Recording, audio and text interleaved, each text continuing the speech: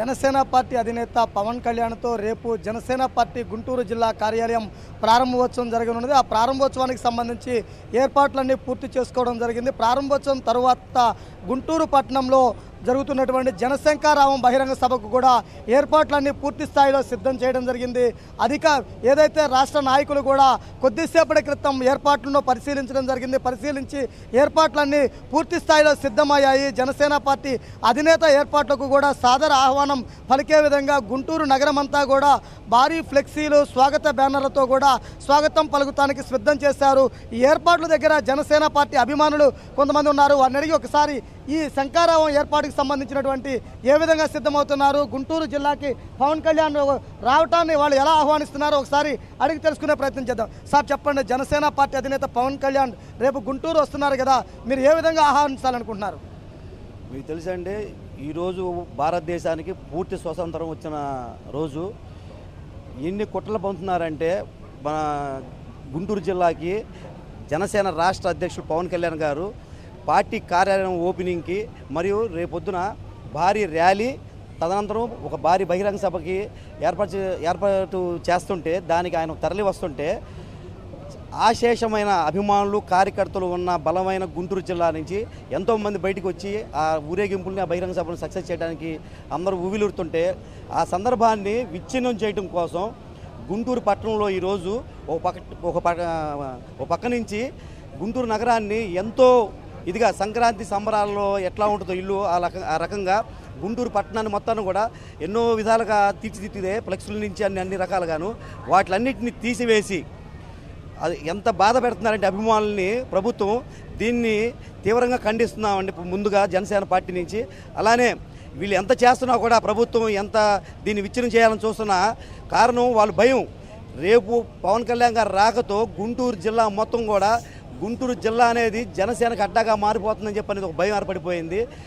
అయినా సరే రేపు అభిమానులు, కార్యకర్తలు అలానే మహిళలు కూడా వేలాది మంది వచ్చి ర్యాలీని అలానే బహిరంగ సభని ఎంతో విజయవంతం చేస్తారని చెప్పని మేము ఎదురు చూస్తున్నామండి.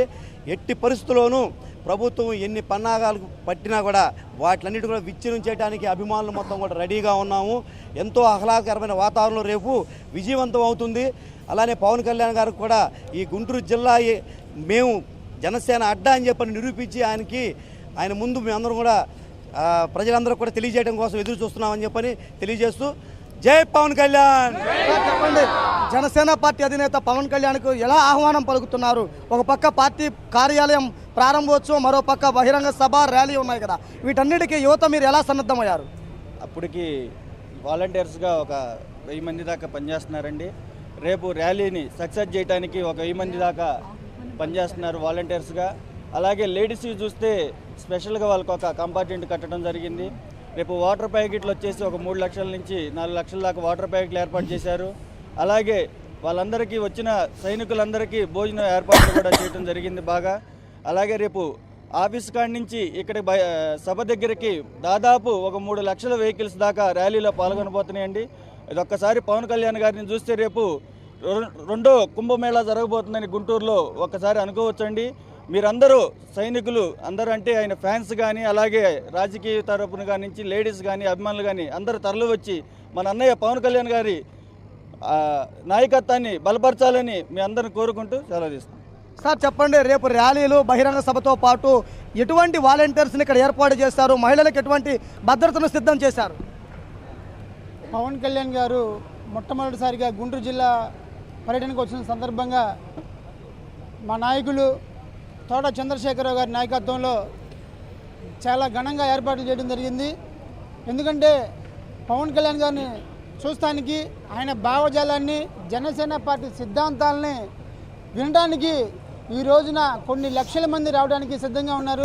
అయితే వీళ్ళందరికీ కూడా ప్రతి ఒక్క జన సైనికుడి భద్రత, వచ్చే వాళ్ళ భద్రత కూడా దృష్టిలో పెట్టుకొని పార్టీ ఆఫీస్ దగ్గర నుంచి ఈ సభ జరిగేంత వరకు కూడా దాదాపుగా 1800 మంది వాలంటీర్లు స్వచ్ఛందంగా జన సైనికులు కృషి చేస్తున్నారు.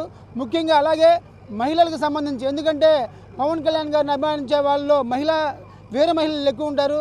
వాళ్ళకు సంబంధించి ప్రత్యేకంగా ఎంతోమందిని దాదాపుగా 800 మంది వీర మహిళలు స్వచ్ఛందంగా ముందుకొచ్చారు పనిచేయడానికి. ఎవ్వరికి కూడా ఎలాంటి ఆటంకం కలగకుండా, అలాగే ఏదైనా అనుకోకుండా ఏదైనా జరిగినా కూడా అంబులెన్స్లు ఏర్పాటు చేశారు పాకనాటి రమాదేవి గారి ఆధ్వర్యంలో. అలాగే మన అన్నదాసు సుబ్బారావు గారి ఆధ్వర్యంలో మజ్జిగ ప్యాకెట్లు కానివ్వండి, వాటర్ ప్యాకెట్లు కానివ్వండి, ప్రతి దగ్గర కూడా ప్రతి క్షుణ్ణంగా ఎవరికి ఎలాంటి ఇబ్బంది లేకుండా చూస్తున్నారు. ఏర్పాట్లు ఘనంగా జరుగుతున్నాయి. ఇది నిజంగా మరో కుంభమేళ. ఇక్కడ ఎవరైతే ఈ 70 సంవత్సరాల నుంచి అవినీతి అరాచక పాలనపై చేస్తున్నారో వాళ్ళందరిపై సమర సంఘాన్ని ఊహించడానికి పవన్ కళ్యాణ్ గారు చేస్తున్న జనసేన శంకరామం ఇది. ఈ దెబ్బతో ఈ జనసేన శంకరామకు ముందు, జనసేన శంకరామం తర్వాత రాజకీయాలు మారుతాయని చెప్పేసి జరుగుతున్నాం.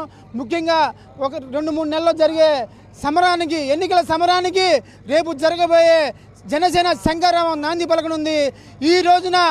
ఇదే రోజున రేపు ముహూర్తం జరుగుతుంది.